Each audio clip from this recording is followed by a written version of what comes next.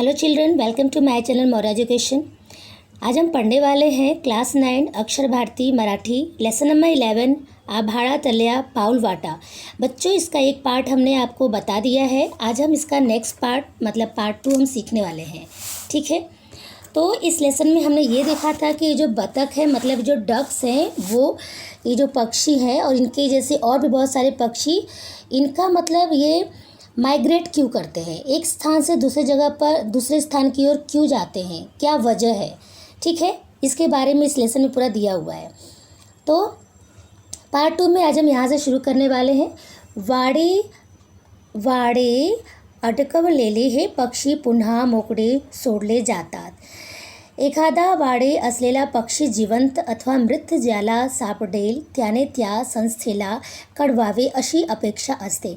बच्चों, हमने पिछले पार्ट में ये देखा था कि जो अलग अलग संस्था के लोग हैं पक्षियों को ये जानने के लिए कि ये पक्षी कहाँ से कहाँ जा रहे हैं, तो उसकी पहचान के लिए वो लोग पक्षियों के पैर में जैसे बच्चों के पैर में एक बांधते हैं ना तांबे का, हम उनको एक पैर में उनको आपने देखा होगा, वैसे ही हल्का हल्का वो हल्के वेट का एकदम से एल्यूमिनियम का इन लोगों ने हर पक्षी के एक पैर में वो बांध दिए और अपने इंस्टीट्यूट का नाम और पूरा क्रमांक मतलब ये कौन से नंबर पे कौन सी पक्षी है, मान लो नंबर 1 पे डक है या नंबर 2 पे पिजन है, तो ऐसा इन्होंने अलग अलग सब क्रमांक लिख दिया था, नंबर डाल दिए थे। ठीक है, हमने पिछली पार्ट में ये देखा था। आप अगर आपको नहीं समझ में आ रहा होगा तो आप उसको एक बार देख लीजिए, तभी आपको ये नेक्स्ट पार्ट समझ में आने वाला है। ठीक है बच्चों, तो हाँ, अब यहाँ पे हम देखते हैं कि इन्होंने ऐसा किया, ऐसा करके फिर उनको छोड़ देते हैं कि अभी तुम उड़ जाओ। ठीक है, बांध के उनको छोड़ देते हैं। ठीक है, और वो क्या मतलब एक्सपेक्ट करते हैं कि ये पक्षी ज़िंदा या मरा हुआ जैसे भी हो, वो हमें मतलब पता चले कि ये ज़िंदा हो या मरा हुआ हो। जो भी पब्लिक, जो भी लोग उसे देखे, वो संस्था को इन्फॉर्म कर दे कि ये पक्षी यहाँ पर आकर मतलब गिरा पड़ा है। अर्थात लावलेल्या सर्व वाड्यांची माहिती परत मिळतेच असे नाही। ऐसे सारे पक्षी तो नहीं मिलते, सब लोग उनको इन्फॉर्म नहीं करते, सारे पक्षियों के बारे में जानकारी नहीं मिल पाती है। ठीक है, परंतु शंभरातल्या 1-2 वाड्यांचा जरी पत्ता लागला तरी त्यातून मौल्यवान माहिती मिळू शकते। लेकिन उस 100 में से 1 या 2 पक्षी के बारे में अगर जानकारी मिल भी जाती है ना, तो ये बहुत ही मूल्यवान बात हो जाती है, बहुत ही कीमती बात हो जाती है कि चलो किसी ने कुछ तो एक्शन लिया, मतलब अच्छी बात है कि किसी ने मतलब बताया, इन्फॉर्म कर दिया संस्था वालों को। केळात वाडे लावले, इस तरह जब पता चला ना, तो आगे देखते हैं। केळात वाडे लावलेले परीट पक्षी काबुल, जो केरल की पक्षी परीट नाम का पक्षी काबुल में पाया गया, अफ़गानिस्तान में, ठीक है, पाकिस्तान या भांगा सापडले आहेत, यहाँ ये लोग मतलब पाए गए, लोगों ने इन्फॉर्म किया होगा। केरलातलाच एक रान परीट पक्षी, केरल का ही एक रान परीट पक्षी कहाँ पे, ब्रह्मदेशात में पाया गया। जर्मनी का पक्षी, जर्मनी वाले लावलेला बलाक कहाँ पाया गया, जर्मनी का बतख बीकानेर, ठीक है, बीकानेर में पाया गया। तो इसी मतलब प्रोसीजर से ये जो तरकीब लगाया गया था, इससे उनकी मतलब तलाश हो पाई। अलीकडच्या काळात विमाने आणि रडार यंत्रणामुळे सुद्धा पक्ष्यांच्या स्थलांतराविषयी मुळाची माहिती मिळाली आहे, तरीसुद्धा पक्ष्यांच्या या गूढ संबंधीची कित्येक रहस्ये अद्याप उकलेली नाहीत। बच्चों देखो, हाल ही के दिनों में विमान और रडार प्रणालियों ने भी पक्षियों के प्रवास पर मतलब जो माइग्रेट करते हैं उस पर बहुमूल्य जानकारी दी है। फिर भी पक्षियों की इस रहस्यमय आदत के कई जो मतलब रहस्यमय मतलब वो क्यों यहाँ से वहाँ जा रहे हैं, अभी भी ये हल नहीं हुआ है, ये कुछ रहस्य अभी भी हल नहीं हुआ है। पक्ष्यांच्या स्थलांतराचे अनेक प्रकार पाळता येतील, हिमालय सारख्या पर्वतरांगमध्ये राहणारे पक्षी थंडीत खाली दरीत अथवा सखल भागात उतरात आणि उन्हाळ्यात वर सरकतात। देखिए ये जब भी ठंड बहुत पड़ने लगती है हिमालय पर्वत पर, तो बहुत ज़्यादा बर्फबारी और ये सब होने लगता है, तो उससे पहले ही वो लोग वहाँ से भागना चालू कर देते हैं। ठीक है, मतलब नीचे की तरफ आने लगते हैं। ठीक है, हिमालय तो कितना ऊंचा है, जो ऊंचाई पर रहने वाले जो डक्स होते हैं ना, तो अब वो नीचे की तरफ आने लगते हैं। त्यांचा एकूण प्रवास काही किलोमीटरचाच असतो। ठीक है, ये तो इनका ये जो यात्रा है बहुत कुछ ही मीलों की दूरी तय करनी होती है, इनको बहुत कम ये दूरी तय करनी पड़ती है। हाँ, तो हम कहाँ पर थे?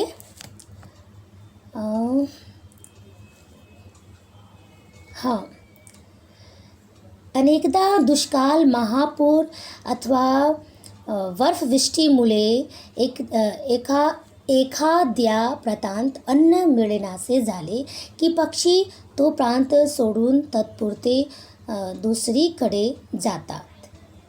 मुळात अन्नाचे दुर्भिक्ष हीच स्थलांतरामागची मूळ प्रेरणा आहे। देखो बच्चों, सूखे, बाढ़ या बर्फबारी के कारण अक्सर एक क्षेत्र में भोजन की कमी हो जाती है, इसलिए पक्षी टेम्पररी मतलब अस्थायी रूप से चले जाते हैं दूसरी तरफ। ठीक है, भोजन की कमी ही उनके स्थानांतरण की प्रेरणा देती है कि अब हमें यहाँ से निकलना चाहिए, यहाँ अब मतलब रहने लायक नहीं है।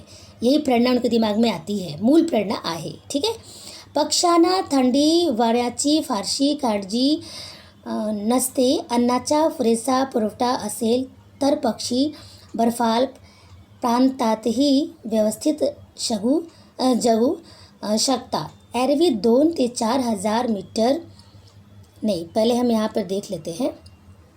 जगू शकतात, कहाँ पर थे हम लोग? हाँ, पक्षाना। अच्छा, देखिए पक्षी ठंड के बारे में इतना परवाह नहीं करते, लेकिन उनको भोजन की प्रॉब्लम होती है। अगर उनको भोजन अच्छे से मिले तो ठंड के प्रदेश में भी वो अच्छे से रह सकते हैं।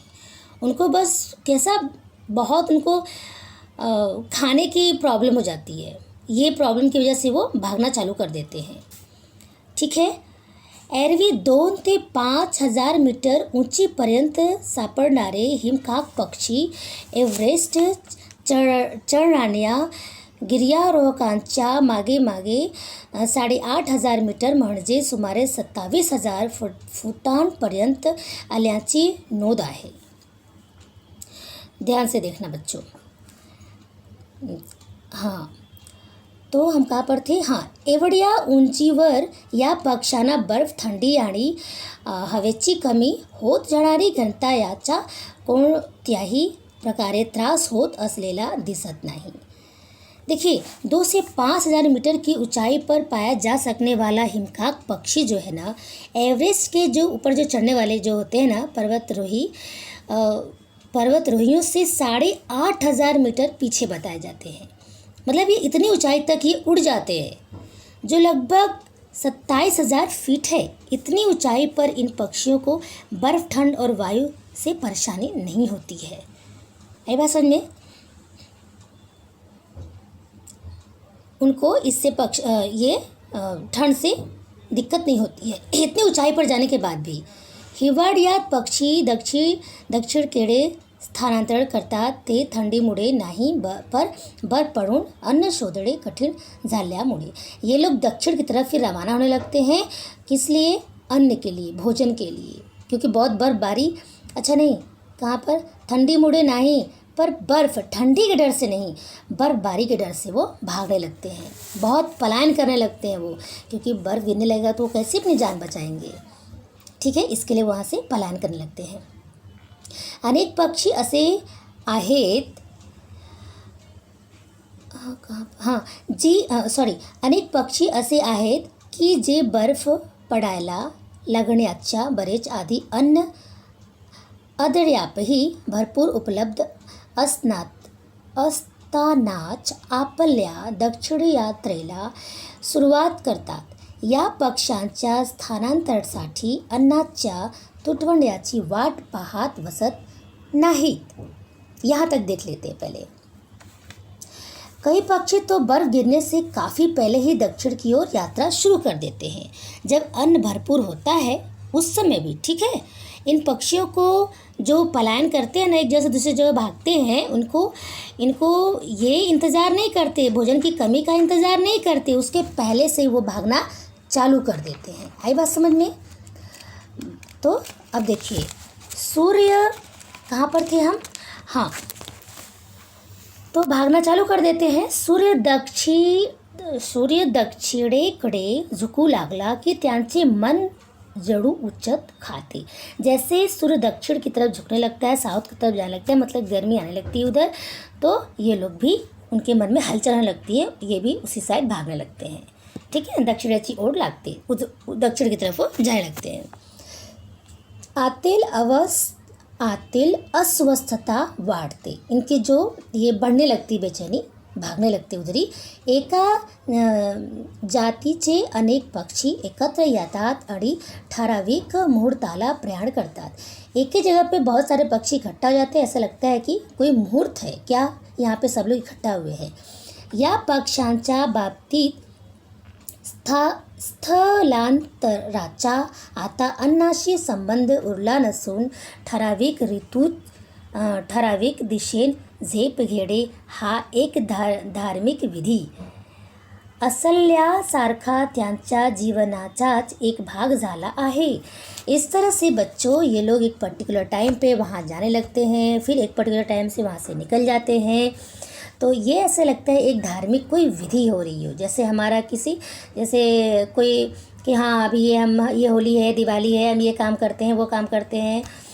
ठीक है, ऐसे ही ऐसे लगता है कि इनकी एक धार्मिक विधि है कि कुछ खास समय पे वो, जैसे मतलब ठंड पड़ती है तो वहाँ से छोड़ के दूसरी जगह जाते हैं, और जब ठंड चली जाती है तो वापस वो अपने साइड चले जाते हैं। परतीच्या प्रवासाचेही तसेच वसंतागमाला सगळेच पक्षी अनामिक ओढीन आपल्या उत्तरेतल्या घरांकडे निघतात। इस तरह से जब वसंत ऋतु आती है, जब स्प्रिंग का मौसम आता है, तो धीरे धीरे वो अपने घर की तरफ रवाना हो जाते हैं, अपने जहाँ से मतलब नॉर्थ की साइड वो जाने लगते हैं। फिर नहीं तो फिर ठंड में दक्षिण की साइड, साउथ की साइड भागने लगते हैं। तो आई होप बच्चों आपको ये समझ में आया होगा। हम बहुत ही जल्द आपको इसके क्वेश्चन आंसर ये सब डालने वाले हैं। तो बच्चों प्लीज़ ये वीडियो आप अपने दोस्तों में भी शेयर करिए, और हमारे चैनल में आपको सारे सब्जेक्ट्स के सब कुछ आपको एक्सप्लेनेशन और इंग्लिश स्पीकिंग और इंग्लिश ग्रामर तो बहुत ही ज़्यादा, और मैथ्स के बेहतरीन ट्रिक्स आपको जानने को मिलेगी। तो please subscribe my channel. Okay, thank you.